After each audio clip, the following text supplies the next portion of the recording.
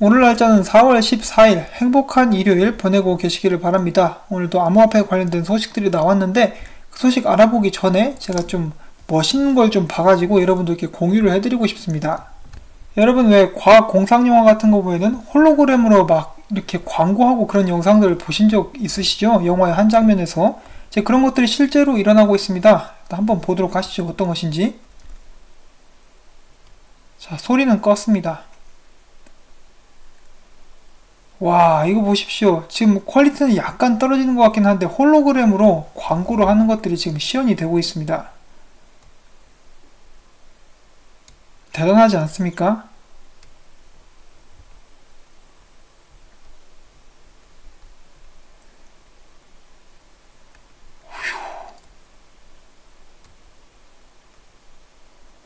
여러분, 저희가 앞으로 이제 살아가게 될 미래는 저희가 상상했던 것들이 실제로 이루어지는 것을 볼 수 있는 그런 세상이 될 것 같습니다. 자, 그러면 심란한 국내 소식 먼저 보도록 하겠습니다. 코인터뷰, 의사, 회계사도 당했다.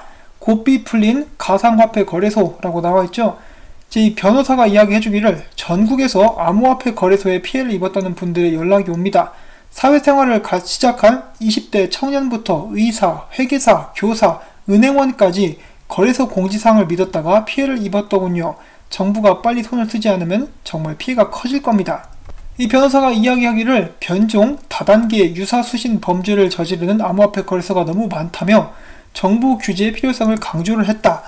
자, 일단 정부가 이제 아무것도 안 하고 있는 것은 사실이긴 한데 저도 전에 종종 몇 번인가 말씀을 드린 적이 있었지만은 이런 잡거래소들을 사용하지 마시라고 제가 말씀을 드리고 있죠.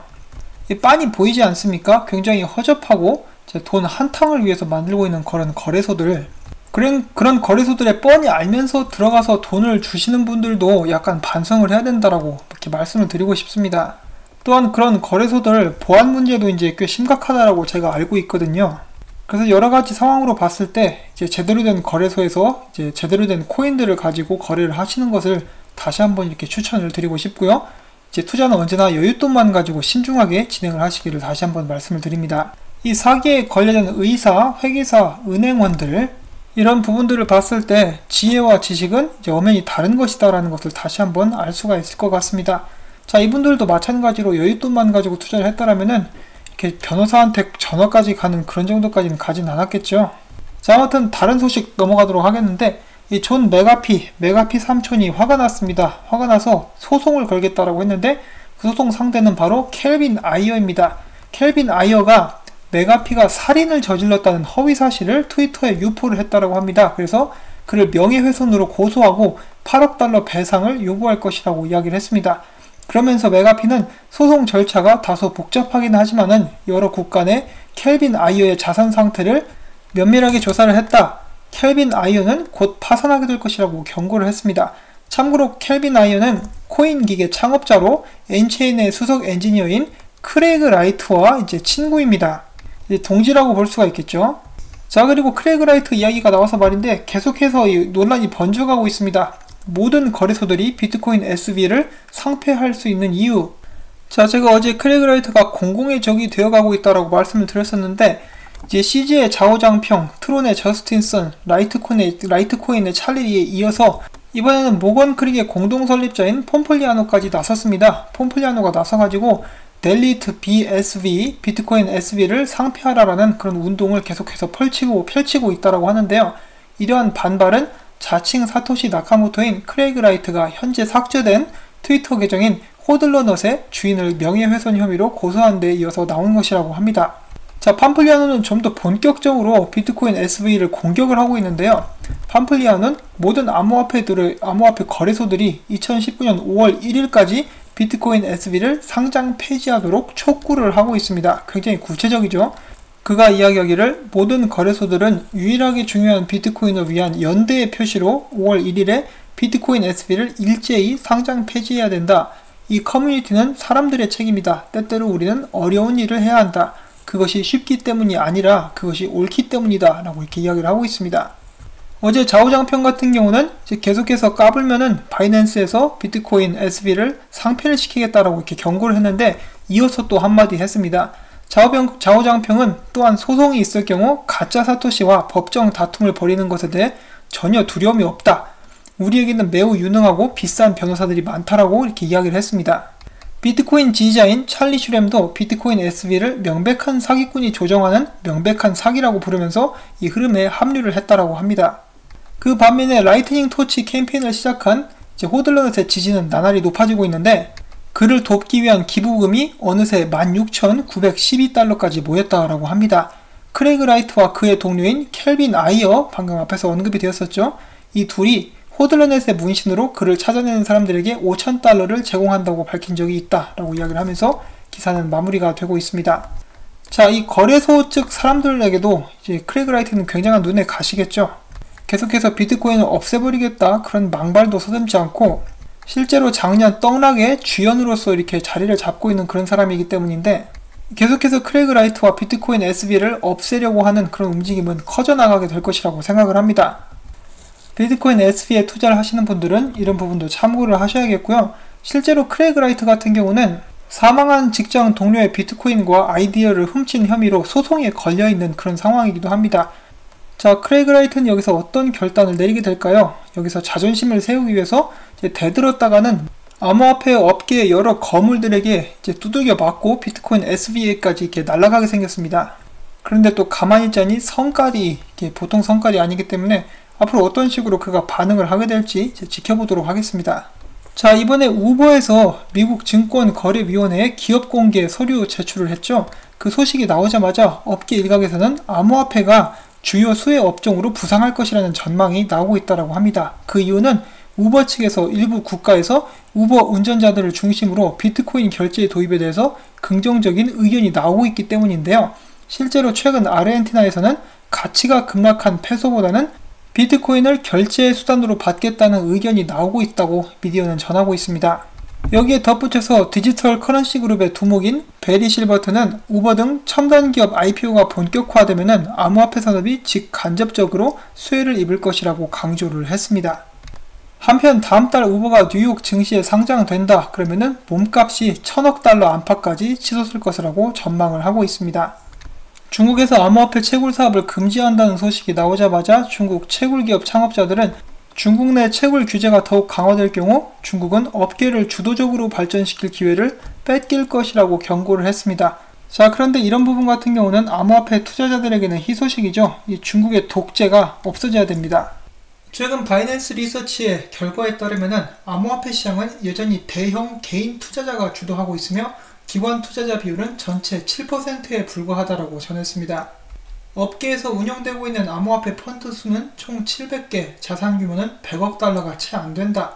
이들이 비트코인만 보유하고 있다고 가정을 해도 해당 규모는 비트코인 전체 시총의 14%에 불과하다. 알트코인 포함 시에도 전체 비중은 7% 미만이다라고 이야기를 했고요. 아직까지 본격적으로 기관 투자자들이 시장에 진입하지는 않고 있다는 것을 시사하는 것이라고 볼 수가 있겠습니다. 아무래도 기관 투자자들은 이제 본인 돈도 있겠지만 고객들의 돈을 가지고 투자를 하는 사람들이기 때문에 암호화폐 시장이 아직은 좀 위험하다라고 생각을 하고 있는 것 같죠. 그런데 7%는 좀 낮은 것 같습니다. 이제 장외 거래를 한 사람들까지 포함을 했더라면은 기관에서 암호화폐를 사들인 그런 비율이 훨씬 더 높이 올라가지 않았을까 하고 생각을 해봅니다. 자, 그 다음에 엔진코인에서 첫 번째로 게임을 선보였습니다. 엔진코인이 선보인 이 게임은 Containment Corps라고 하는 그런 게임인데요. 어떤 게임인지 잠깐 보도록 하시죠. Provable scarcity and encourage a vibrant economy. Engine tokens. 네, 소리는 끄도록 하겠습니다. 자, 이렇게 생겼는데 게임 자체는 약간 좀 조잡스러워요. 산티가 많이 나오고 있습니다. 뭐 거의 오버워치 비슷한 그런 스타일인 것 같죠. 예, 지금이 2000년도인지 1980년도인지 헷갈리게 만드는 그런 그래픽을 보여주고 있습니다. 이런 점은 약간 안타깝지만은 첫 번째라고 하니까 앞으로 더 개발이 될 수 있겠죠. 설마 이 정도로 시장을 장악할 거라고 생각을 하진 않았을 거라고 이제 보고 있습니다. 자, 아무튼 다음은 비트코인 캐시 관련된 소식이 몇 가지가 있는데, 최근에 위키리스크의 창립자 줄리안 어산지가 체포가 됐죠. 이 비트코인 캐시 개발자 중에 한 명이 이로 줄리안 어산지를 지지한다는 의사를 밝히기 위해서 위키리스크 문서 캐시 메모리 전체를 IPFS 데이터 탈중앙화를 위한 웹 프로토콜을 의미하는 것이라고 하는데, 여기와 비트코인 캐시 체인에 업로드하기로 결정을 했다라고 합니다. 이것을 통해서 위키리스크 내에 게시된 자료를 영구 저장하고 열람할 수 있도록 한다는 것이 계획이라고 하는데, 위키리스크에서 공개되어 있는 것들이 미국의 극비 기밀 문서라고 하는데 이것을 비트코인 캐시에 영구 저장을 하겠다. 이 굉장히 담대한 그런 발언이라고 볼 수가 있겠죠. 미국 정부의 눈밖에 날 수 있는 행위를 이 사람은 하겠다라고 이야기를 하고 있습니다. 자, 과연 다른 개발자들 그리고 로저버 같은 경우는 이것을 어떻게 생각할지 좀 궁금한데, 자, 다음 소식은 이 로저버에 관한 거 잠깐 보도록 하겠습니다. 이 비트코인 캐시의 지지자 로저버, 포트폴리오에 여전히 비트코인을 보유하고 있다는 것을 인정을 했다. 최근에 그가 패널을 가졌던 것 같은데 이 인터뷰에서 이런저런 이야기가 오고 갔었다라고 합니다. 처음에 로저버는 비트코인을 이렇게 좋아했고 비트코인을 지지를 했었던 그런 사람인데, 비트코인 캐시가 원래 사토시 프로토콜을 따른다고 주장을 하면서 그의 입장을 반 비트코인으로 바꾸고 비트코인 캐시를 지지하고 있는 그런 사람이죠. 그가 이야기하기를 나는 여전히 비트코인을 보유하고 있지만은 대부분을 현금처럼 유용한 비트코인 캐시와 바꿨다. 또한 나는 비트코인보다 비트코인 캐시의 미래에 대해서 훨씬 더 낙관적이다. 다양한 코인을 가지고 있는 것이 한 코인만 가지고 있는 것보다 더 낫다. 뭐 이런 식의 이야기도 했다라고 합니다.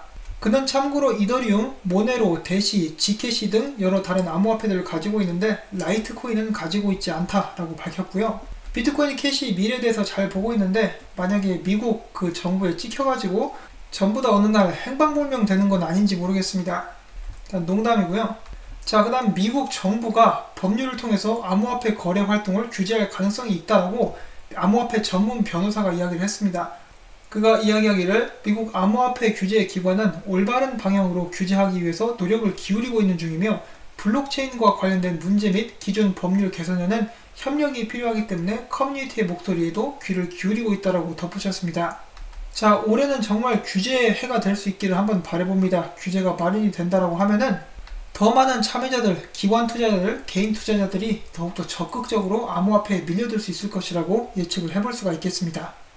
자, 지금 대한민국에서도 인터넷 규제 및 검열 때문에 말이 많죠. 이 러시아도 만만치 않다라고 합니다. 러시아 정부가 추진하는 인터넷 고립 법안이 이번에 통과가 된 것인데요.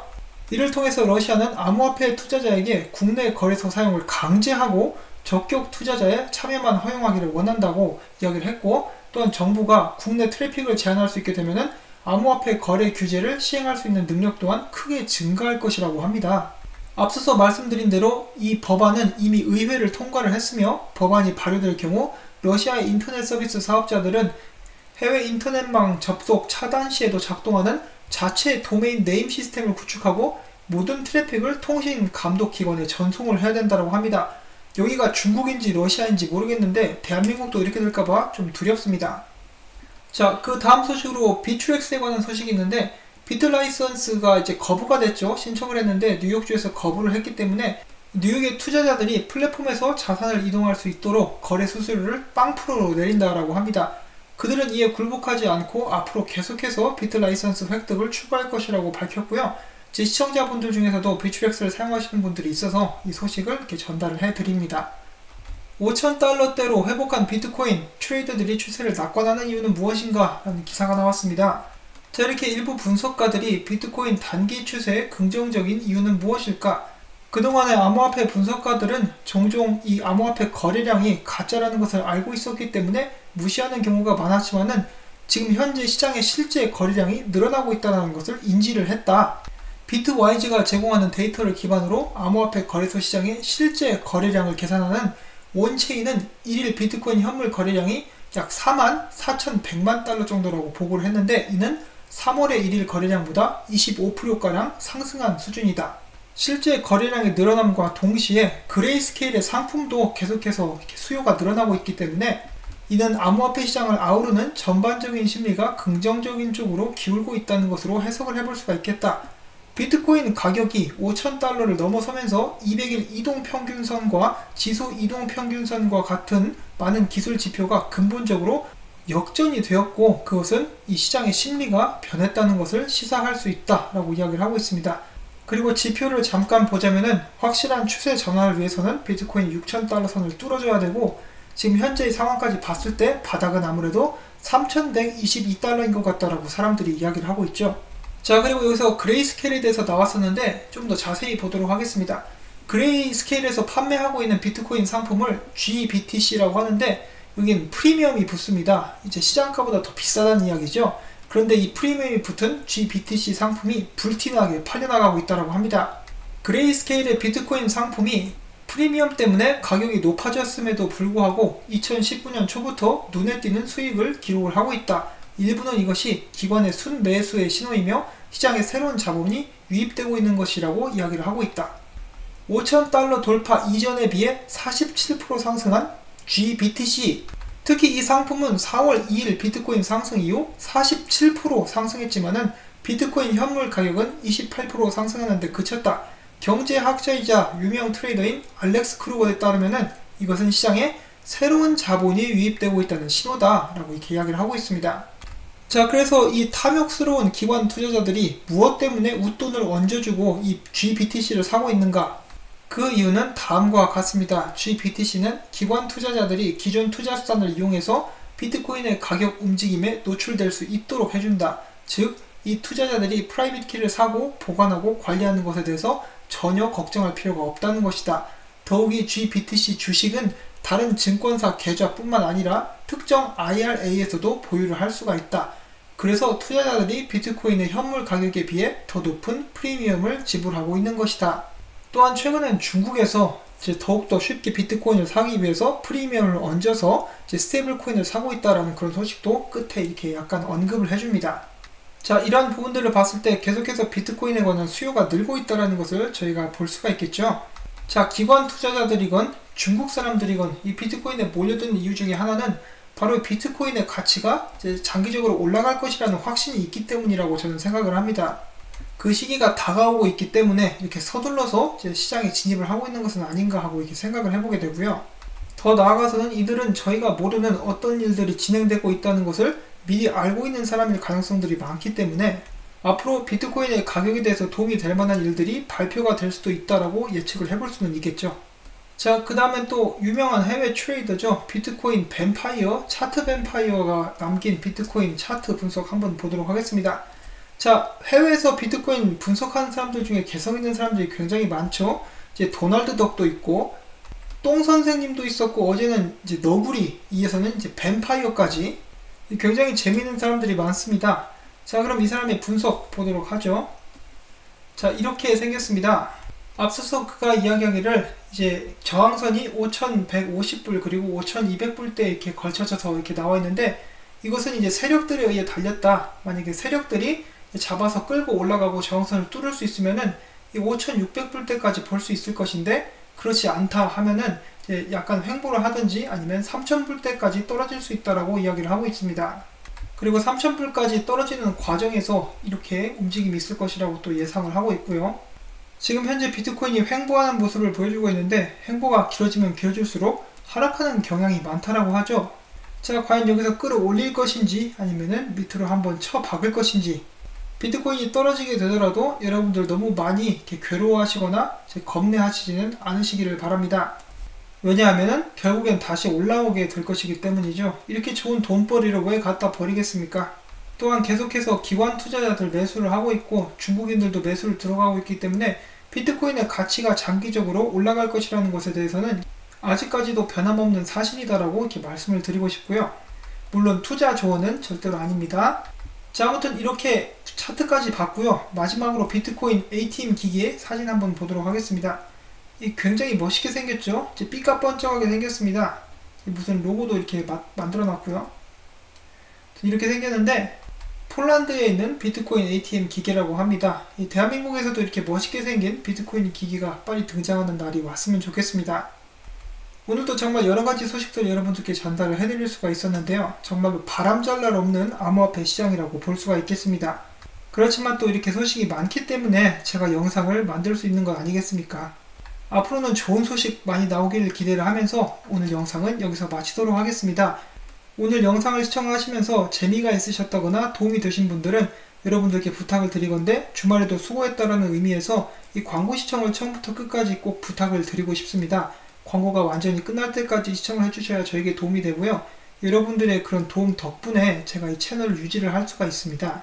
다시 한번 광고 시청해주셔서 감사하다는 말씀을 드리면서 전 다음에 새로운 소식 가지고 찾아뵙도록 하겠습니다. 안녕히 계십시오.